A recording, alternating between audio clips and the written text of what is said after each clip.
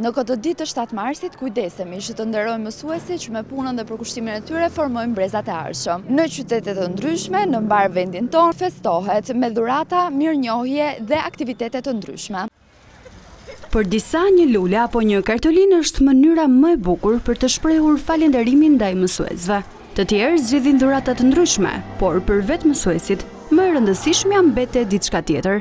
Ishim me buqeta me lule dhe nuk ishte gjë më të bukur dhe në kartolinat e tyre të shkruara gëzuar festën e 7 marsit. Gjithmonë në të gjithë brezat që unë kam kaluar, se nuk janë pak, janë 34 vite, urimi më i bukur dhe më special për mësuesen ka qenë lulja. Të gjitha marrin dashuri, marrin mirënjohje nga nxënësit dhe nuk ka më të mirë se janë misionarët e dijes. Urimet janë të shumtas për çdo mësues, çdo urim, sado i vogël që të jetë nga ana nxënësit të tij, është me vlerë. Nxënësit duket se përjetojnë po një lloj entuziazmin e kësaj feste, teksa kanë menduar dhurata të ndryshme për mësuesit e tyre.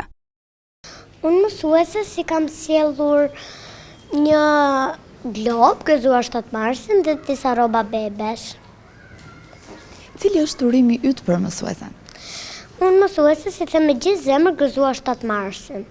Unë mësuese si kam dhe një zarf edhe një çokoladë.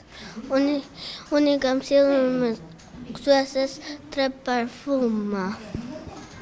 Një lule. Si do ta urosh ti sot mësuesen? Gëzuar 7 marsin.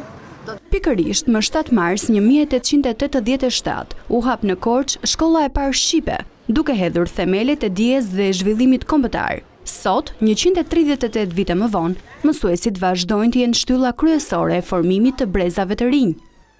Në këtë ditë në prani të kryeministrit të vendit Edi Rama dhe ministres së arsimit Ogerta Manastirliu u organizua ceremonia ku u nderuan disa prej mësuesve që prej vitesh kanë kontribuar në arsimin shqiptar dhe në formimin e brezave të rinj.